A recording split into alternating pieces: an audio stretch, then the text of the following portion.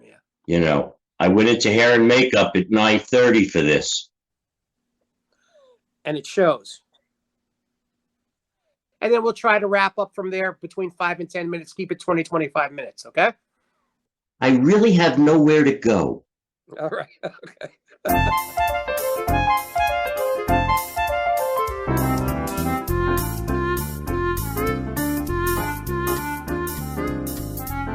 Hey, everyone. Welcome to Highlights of My Mediocre Career. This is Chip Ambrogio, where I talk to people I met along my 24 years in stand-up, talk to them about their career, and then ask them advice on where I went wrong. So today's special guest is comic, actor, voiceover artist. You may have seen him on shows like Broad City, also Blue Bloods, Orange is the New Black, and a little show called The Sopranos. My friend, one of my favorite comics to work with, Mr. Rob Falcone. Rob, welcome. Hello, Chip. How are you, pal? I'm good. How you making out with this whole self-isolation I'm stuff? doing well, Chip. All right. I went out and I captured some animals, and I have them tied up in my living room, and that's my audience. I am performing to all sorts of little small animals. He made the wilderness laugh. Well, I'll tell you what had happened was when this, because comics need to perform, in the very beginning, I was walking outside and I saw a group of birds gathered on the lawn. And when I walked by, they actually all turned towards me and I said, oh, this is my chance. This is my opportunity. And I started doing my act. And I got nothing. I got nothing in return. And I think it was very discouraging when one had to say it's immaterial. No, that's why like a 2-item minimum, even with birds, is a great thing. How are you doing, buddy? I'm hanging in there. I'm hanging in. It's like 31 days in isolation, which for a comic is nothing because we're used to that. But do you remember where we met? Do you remember the first time that we either met or worked together? Because I'm trying to remember. I can't remember the first time. Do you remember? Chip, where I think it might have been? Either it was at the Comedy Cove or you booked me probably on a function that I can't remember because we've done so many shows together. Yes, we have. I can't remember the first time because I remember having some killer shows with you that I could bring up and talk about, but I don't think it was our first.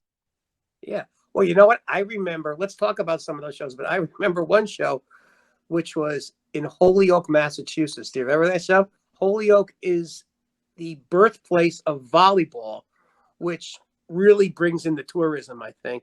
So we did the show. Well,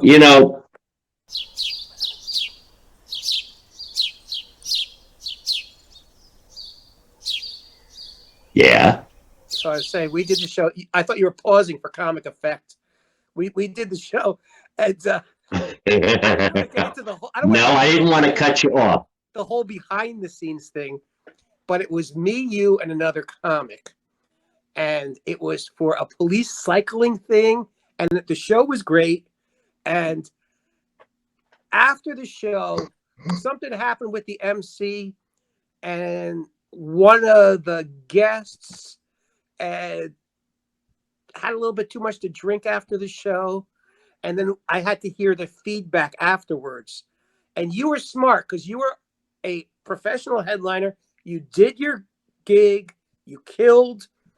And you always checked it. You love the food. That's what I love about you, Rob. It's not about the money with you. It's like, wow, did you see the waffle? Oh my God! If I remember correctly, they had some delicious food there. Yeah, you always comment on the food, which is what I like. And then when the show is over, go up to your room. That's always good advice for comedians, don't you think, Rob? Oh, if you only knew me when I was drinking. Well, let's talk about that, right? So tell me about, off the top of your head, best show you ever did and one of the worst shows you ever did. Well, I'll tell you, one of the best shows I ever did, I mean, you can't really pinpoint just one, but I'll never forget the first time I had an opportunity of opening up for a big name, and it was a theater, and it was 3,000 people. Wow. And I walked out on that stage, and I learned very quickly that you have to change your timing because the laughter comes in such waves that it takes time before you're able to go into your next bit. There's that much that going on. And that I'll never forget how incredible that was.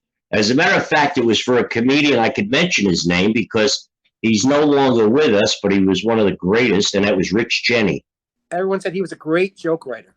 Oh, the man could tell a story on stage and be funny like you wouldn't believe.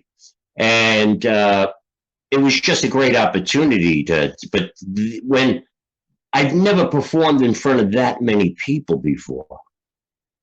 Yeah. Now, the worst time is something that is much easier to say because to a comic, it's always the worst that haunts them for the rest of their life. You can't get it out of your mind. You'll always remember it.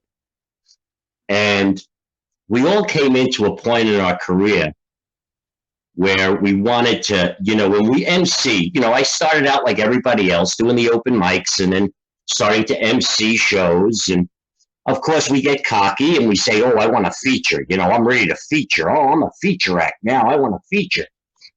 And it was a Saturday night. I got a call from the booker. It was a club in Staten Island called Grandpa's Comedy Club. This was many years ago. And the owner of the comedy club was probably, and I believe there would be a great deal of comics that would agree with me, he was the meanest man you have ever met in your life.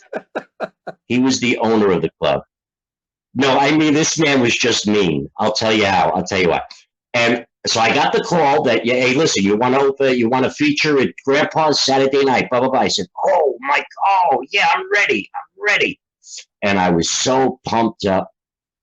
And I didn't have a car at that time either. It was earlier. I had to take the path, the whatchamacallit, the ferry to Staten Island, and then take this train in Staten Island to where the gig was. And so I get there, and this was the owner. Being a professional, you're starting out, you introduce yourself to the club owner. Hi, my name is Rob Falcone. I'm featuring tonight. He goes, yeah, okay. And this is, I swear to God, this was it. He goes, okay, see that table in the back? That's where the comics sit. Don't bother the waitresses. You're doing 30 minutes. That doesn't mean 29. That doesn't mean 31. And while my knees were buckling at that point, the situation was that I knew the person who was hosting on that show, and he to my luck, he is one of the best crowd working comedians out there. And it was a packed house, and he went up there and just blew the roof off with crowd work. Wow. And that was my big opportunity to feature at a comedy club. And I went up there, and let me just say that the only laughs I got were the laughs of me talking about how poorly I was doing on stage. And when I got out of there that night, your whole thing is, I wanted to go home and take a bath. That was it. It was like, oh my God. But what was happening is that back in my early point, you want to get back on stage somewhere after an experience like that. And I wasn't able to get a gig or a date to get on stage for like 2 weeks. I had to live with that. Yeah, that haunts you, right?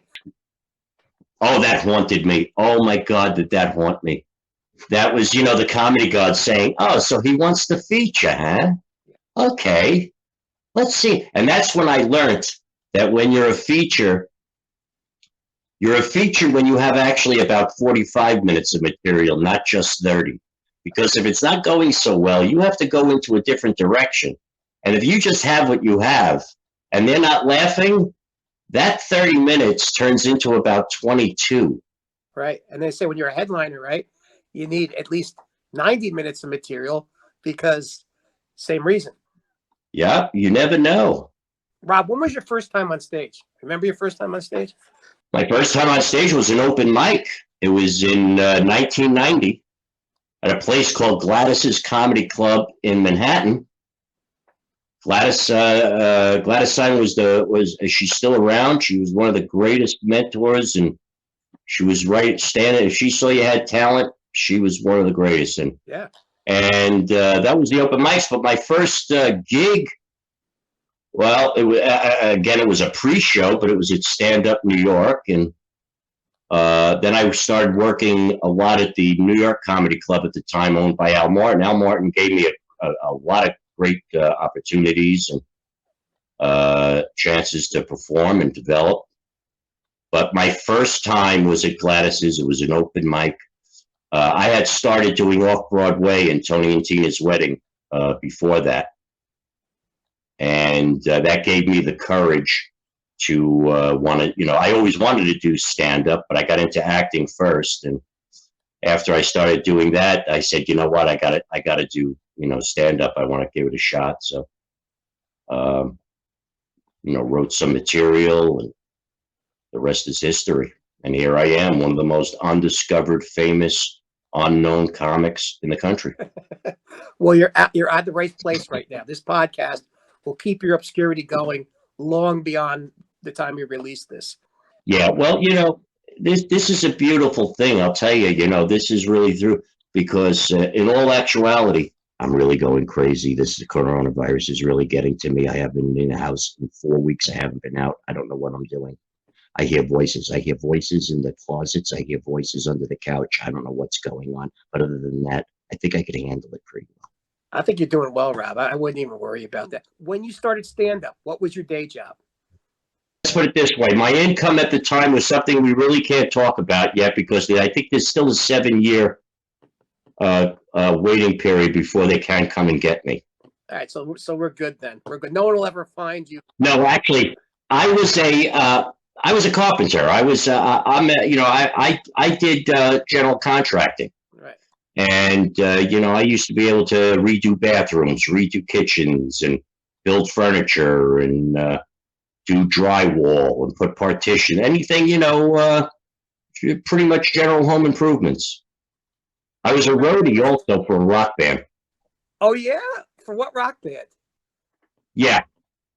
Well, believe it or not, I grew up in the neighborhood with the Ramones, and I knew all of them. And one of my closest friends is Joey Ramone's brother, Mickey Lee. And Mickey taught me how to play guitar, and when he had his band, I was his roadie and guitar tech. Very nice, very nice. When I went to college, the two guys that roomed next to me played the Ramones nonstop, over and over and over. I wanted to be sedated like about 24 hours a day when I was in college. They grew up in my neighborhood. I knew Joey very well. I knew, Yeah. I actually watched Rock and Roll High School with the Ramones in it, and Jackie Bartley, and those guys. That was made in the 70s. Did you ever see that movie? Oh, yeah. Yeah. PJ Souls. Yeah. She was the girl in it. Right. So you said you started as an actor, right? I started out on Tony and Tina's Wedding in Manhattan. And believe it or not, I was kind of lucky, because after I started doing a little stand-up and I started doing pre-shows, one of the pre-shows at Stand Up New York I did had a commercial agent in the audience. And she saw me, and she gave me her card. She worked for Fifi Osgard at the time, it was. And she started sending me out. I was non-union at the time. And, I got kind of lucky that some people showed interest in me at an early part. And I started getting a couple of commercials here and there, and started developing more and more the stand-up, and, started actually, we all remember the first time when we emceed a show and we got paid. It was like, oh my God, I'm getting paid now. No. And that was a great feeling. Yeah. What was your first role, first acting role, paid acting role? The first acting gig I did actually was on the USA Network. At the time, they were doing a show called Up All Night with Gilbert Gottfried. You remember that? They ran movies And Gilbert Gottfried would comment on the movies during the commercial breaks. I said him, and then Rhonda Shear did it too. They would go on and off. Remember, she was like this attractive female Yes, comic. well, I did. Yes, it was. You're right. And I did it with Gilbert, and I did a whole bunch of segments that they aired during the breaks on the movies. The segments were about what was going on at the time at that part of the movie, and I had a blast. That was like one of the best. I'll tell you a funny story with that. It was my first acting gig that was, going on camera, this and that. And my good friend, drove me. It was a night shoot in the meatpacking district in Manhattan. And as kidding around as we always did, when I was in the car with him, his name was Monty. And I said, Monty, I said, all I know is when I get there, they better have a trailer for me, because if they don't have a trailer, I'm calling this whole thing off. And he was laughing. And we get to the set, and I'm walking up with him, and there's this young gal with a clipboard, and I go, "Hi, she goes, oh, Rob, I'm so glad you're here. Listen, just go around the corner. Your trailer is right there." And I almost dropped to the floor. My friend Monty's jaw just dropped, and I went, "Oh my God, this is it, big time." Isn't that the best though? That's the best when it exceeds expectations. Yeah. Usually it doesn't. Usually it's always below expectations. So when something like that happens, you kind of treasure that. I was gonna say, you were in Broad City, right? And also I think you were a taxi driver in Broad City, right? So, yes, that was a lot of fun. Yeah, tell me about that. Oh, well, that was an absolute gas. We did that in Manhattan at night. And that was the first time I had done shoots for commercials where I actually drove the cab around Manhattan while they had the cameras mounted, and there was a guy in the back, and I actually drove. This is the first time the cab was on a flatbed, and they had all the lights and cameras mounted all around it, and a car towed us on the flatbed around Manhattan. So I had to fake like I was driving, and it was just an absolute gas. Yeah, it was. It was the whole production was so much fun. And what the gal Elenia, who is one of the two girls on the show, she was an absolute doll. I mean, the two of them are such wonderful people, and she was so great to work for. Yeah. So tell me about some of the people that you've met as an actor, because I see on your website you had a picture with Maggie Gyllenhaal, and then you have Deborah Messing from Will and Grace. So tell me about some of the people that you met. Well, yeah, it was a trip. It was. I had a great scene with Deborah Messing, and she was an absolute sweetheart. And she never calls. She never calls.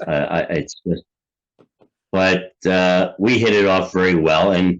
And Gyllenhaal was just, as I said, that was the same year that I did Broad City a couple of years ago, and she was an absolute sweetheart as well. They all usually are.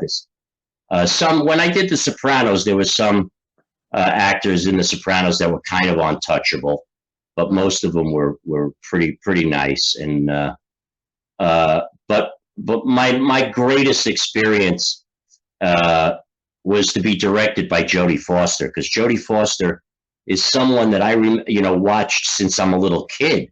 I mean, I watched her on Gunsmoke. I watched her on shows and in movies, of course, and then all of a sudden she's standing in front of you directing, and that was like I had to pinch myself a few times. And that was like Money Monster, wasn't that? Did she direct Money Monster?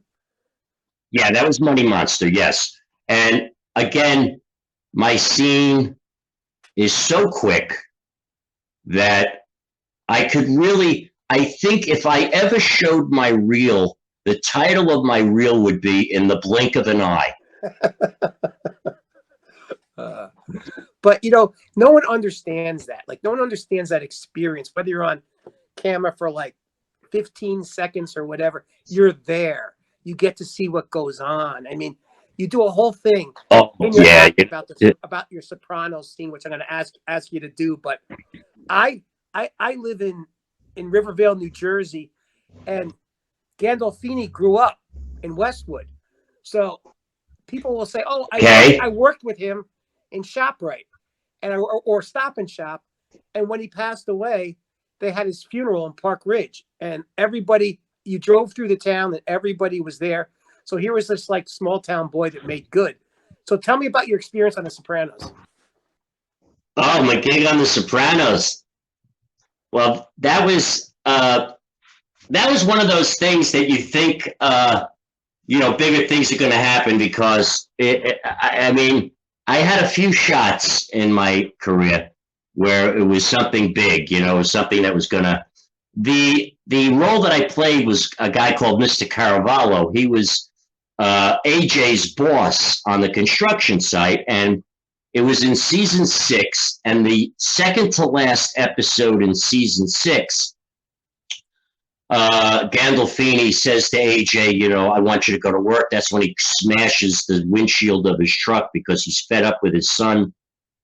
And Tony says, you're going to work tomorrow. You're going to work, and he hands him a piece of paper. You're going to see this guy, Mr. Caravallo. He's going to work on the construction site. And then the last episode of that season introduces me as AJ's boss on the construction site. He's in love with the Spanish girl that's working there. Yeah. And I had one word. That was it. I have one word where I kind of reprimand him because he's not doing his job, and I yell soprano, and I give him like, hey, come on, get to work. And what the thing was is I got the call from the director to come and do the reading at Silver Cup Studios for that. And I went, really? I'm flattered. I'd love to do the read. That's where I met all of them. And so then after we wrapped that day, it was shot in Jersey City. And after we wrapped, the director came over to me and he says, Rob, he says, I want to introduce you to the writer. He says, don't worry about, you're just being introduced in this last episode. You'll be coming back in season 7 because you're AJ's boss, and he's going to be there's going to be a lot of scenes with him on the construction site. He's got a crush on the Spanish girl. And then, so don't worry that you're going to get, and that's why I wanted to introduce you to the writer. And I was like flabbergasted. I said, wow, that's so great. That's cool. And here I am waiting to get the call to start shooting in season 7. And that call never came. And when the season 7 started, all my questions were answered because AJ is now working at a video store. His hair is short. He's not even on the construction site. And the Spanish girl dumps him after the second episode in season 7. So those things happen, Yeah. You want me to do the scene now? Yeah. I want you to kind of take us through your method and then do your lines or line for us right now, so our audience can see your process. Okay. Well, it's simple. I just hold on. Let me get center here. Okay, you ready? Last episode, 6th season. AJ's boss on the construction site, Mr. Caravallo.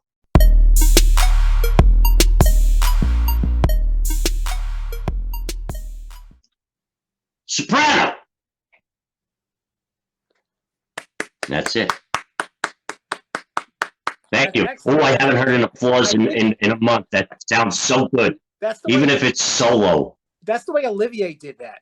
I think he. Do you ever hear the story about Dustin Hoffman and Olivier when they were doing Marathon Man?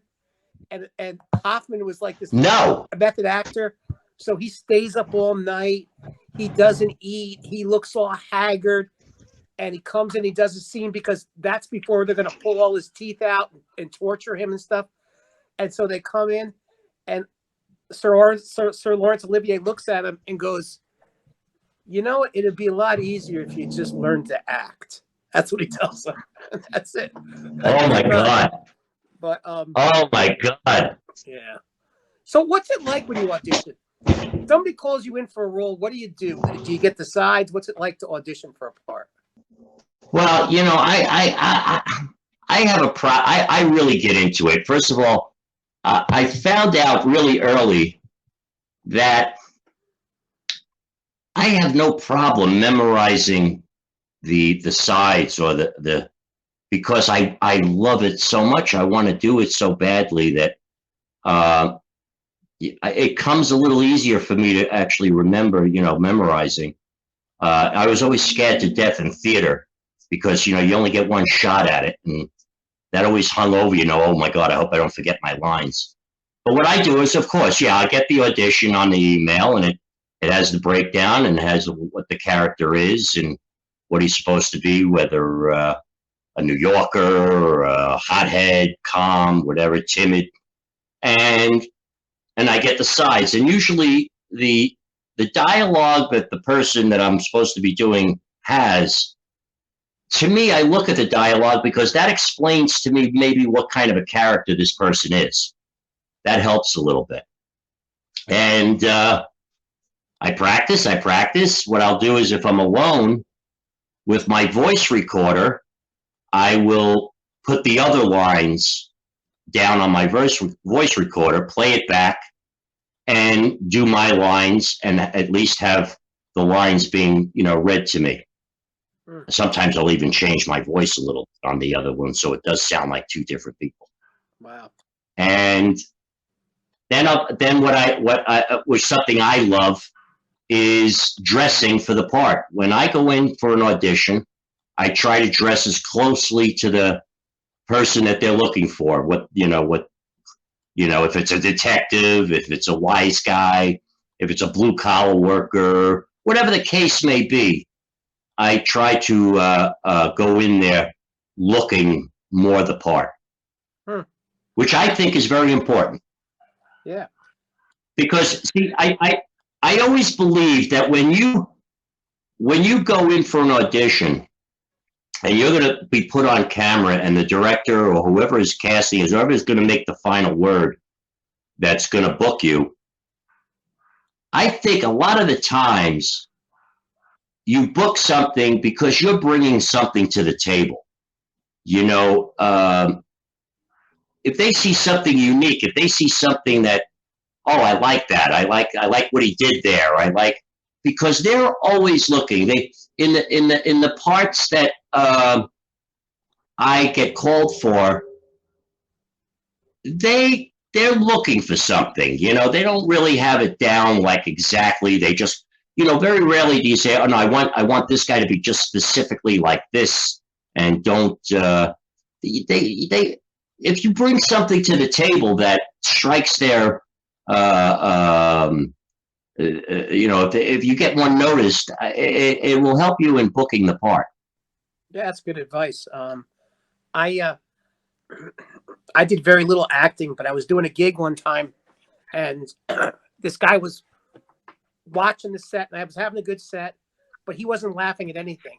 And you always notice the guy that doesn't laugh at all during the set. And then afterwards, he came up to me and said, I really enjoyed your show. And I'm like, you did? And he goes, yeah. He goes, I'm looking for somebody for this independent film. I think you might be right for it.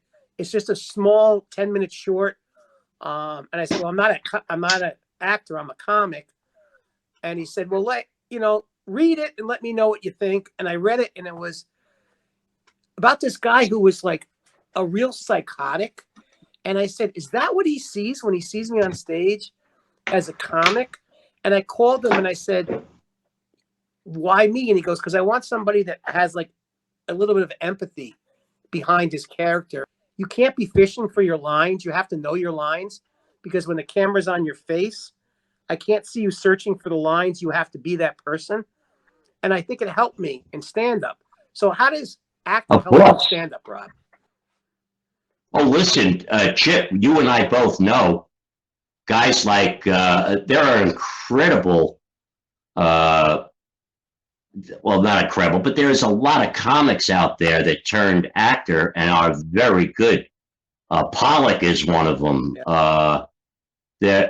There are so many that became, are very, very good. There's a little, I think, and a lot of them even are serious actors, because I think inside every comic is a serious person that wants to come out. Any clown wants to once in a while portray the knight in shining armor. And I think, and you know why that guy wasn't laughing is because he saw you, he liked what he saw, and in his head, he was calculating his moves. He was calculating what this guy is something, and that was a good sign. You know, that's a good sign, actually. You had not known it at the time, but that's why he wasn't laughing, because you sparked his interest. I'll use that the next time somebody doesn't laugh at one of my shows, Rob. Thank you. Okay. I was going to say, we got a few minutes left. Well, as I said, Chip, I have nowhere to go. Nah, that's all right. Neither do I, but I think our audience wants us to keep it tight. That's what they tell me in the social media world. I don't know anything about it, but tell me about Orange is the New Black, right? Tell me about your experience on that show. That was kind of like a trendy, all of a sudden streaming media show, and that was when all those things kind of came about. Well, you know, that was a true story. Yeah. You know, that was a true story of a woman who actually, I think she spent 18 months or something in jail for whatever things it was. But yeah, I got booked on that, and I was lucky enough to play a role that, you know, came back. I remember, yeah. I was Lorna Morello, who was one of the main characters of the show. I was her dad. And I had a lot of fun with that. That was great, because the first episode I did, I play a much older guy. They didn't want me to shave or anything. I had to look disheveled, and I smoked like a fiend on it, which is great. I'm in the room with and then the second episode I did was a throwback scene of when I'm younger. Oh, okay. So, yeah, so that was a lot of fun. Yeah. I saw you on that, and I'm like, I know that guy.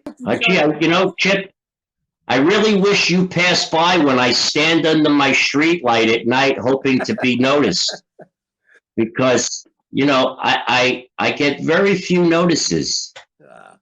No, I mean, like, you are one of the favorite guys that I work with on a show. I love working a show with you, Rob, because it's always fun. You always are the pro. You always do well. Yeah, I tell you the truth. Whenever you contact me and say that, you know, are you available on this date, I go to my book and I just keep my fingers crossed that I am available, because I do look forward to it. We have a blast. You put on a great show.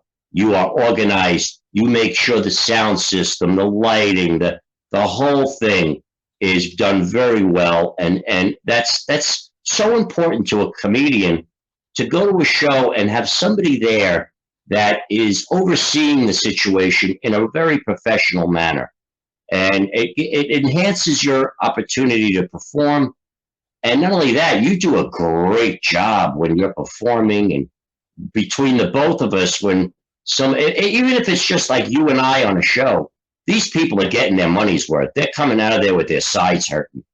I mean, they are all smiles, and we have a great time. And which is very important to me is you always manage to put a gig together where there is absolutely great food. Yeah, I know that's important. I love that you enjoy it. I mean, I love it when you say, and come early, they're going to feed you. And it's a saloon. It's a barbecue pit. Yeah. Well, you know, I'm glad that you enjoyed the show, because I always enjoy working with you. So I'm going to ask you two more questions. So when we're on the subject, I'm trying to use this time, Rob, to figure out what actually went wrong with my career and why I never made it to the big time. So I'm asking you, give me some advice, Rob. What went wrong? Tell me. Oh, Chip, it's very simple. It's your height. Is that it? Is that it? Your career is no more off the rails than anyone. You're doing great. You teach comedy. You have classes. You put shows together. You're doing so well that maybe you think you're not, but compared to others, you're very successful at what you do. If no one's going to be honest with me, Rob, I'm never going to be able to cure myself. But anyway, I will take that. And now we're going to close with this segment that I like to call the Fast Five. Five fast questions, okay? What are you going to do with your stimulus check? Okay. What are you going to do with your stimulus check? Pay my rent. Pay your rent. Okay. Give me the worst hack line you've ever used or heard. Take my wife, please. Take my wife, please. Okay. Who's cuter, Anderson Cooper or Gary Cooper? Who's cuter? Yes. You don't have to answer that question if it's going to reveal anything that we don't want the audience to know. Well, I tell you the truth. I'm not ready to come out of the closet yet, but who's cuter? The fact that you're thinking about this too long, let's just move on. Let's move on from this. How about who's handsomer? Okay, say handsomer, however you can deal with it. All right, then I got to say Gary Cooper. Gary Cooper. I knew you were going to go for the old school. All right, your favorite food after a gig. We all like to grab something to eat after the gig. Your favorite food after a gig. Oh, after a gig, I'm so full because I always eat before, but if it's available, believe it or not, a great burger is always the best. Burgers are always the best. So, burgers or chicken wings. I mean,